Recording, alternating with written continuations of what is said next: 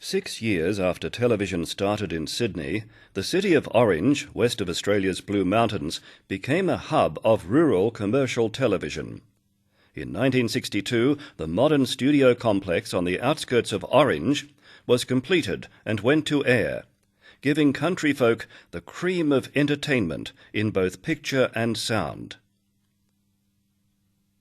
From a transmitting tower on the sometimes winter snow-capped Mount Canobolas, the highest point between Sydney and the west coast of Australia, programs could be seen over much of the central west of the state of New South Wales.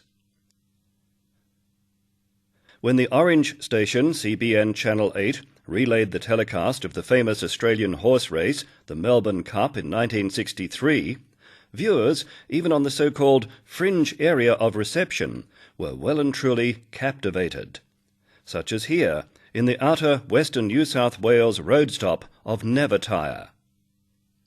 The dream of Country Television Service's Chairman of Directors, Jack Ridley, had come true. Jack had overseen the successful radio station 2GZ in Orange, as well as Radio 2NZ in Varel, but television had been in his mind for many years before it became reality. The equipment and studios at CBN Channel 8 were second to none.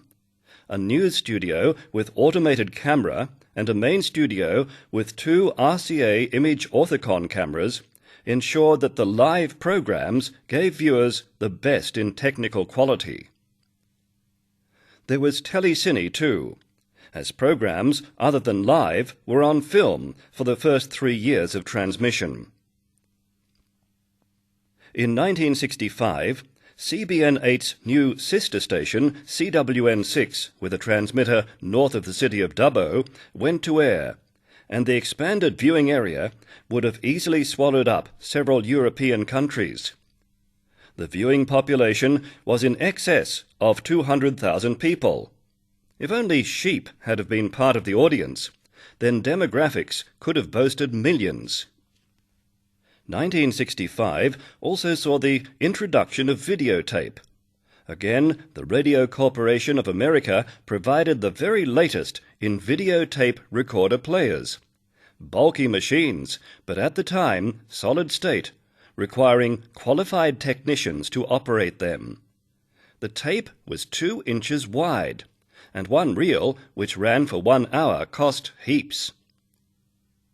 Videotape made it possible to record programs not only for local viewers, but for telecast by other stations, including those in the capital cities. New Faces, which was a talent show, the forerunner of today's worldwide talent idol show franchises, was recorded in the main CBN CWN studio. Quiz shows. Today, they're perhaps a bit over the top, but on Orange TV, back in the 60s, these were pure gems, pure entertainment. A master of live television, Bob McGrady, was a household word amongst rural housewives in New South Wales. Jackpot Quiz was Bob's domain, his own creation. The CBN CWN newsroom was a hive of activities 7 days a week. Journalists who started off here almost always progressed into top positions in Australian and international media. News clips in the 1960s were sourced from 16mm film, both sound and so-called silent. It had to be processed in a bulky machine in complete darkness. CBN 8 CWN 6 perhaps was the first television station in Australia to install a fully automated, computerized vision, audio and effects mixer. Now we think of PCs as part of our everyday life. Then, such a device was beyond the pockets of most individuals and needed special expertise to operate. Country television services satisfied not only viewers, but shareholders too, and it conformed admirably with Australian Broadcasting Control Board regulations. In the ensuing 70s and 80s, CBN 8 CWN 6 expanded considerably, went colour, and continued to entertain and inform. All who worked for CBN8, CWN6 during those formative black and white years were devoted people, not only professionals, but media pioneers. It was so sad to learn whilst in Europe about the demise of this wonderful television entity. To the management and staff who had put their all into this king of Australian rural television, it must have been a real shock to learn that the station would turn into a relay and the positions whittled down to only a few. Perhaps the catalyst for the collapse of this individual entertainment outlet was politics.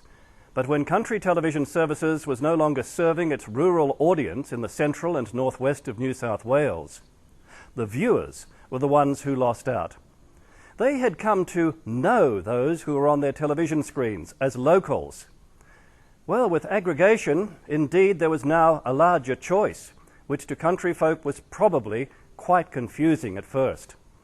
They had suddenly, as far as television was concerned, become part of the big smoke, part of a big city, far, far away.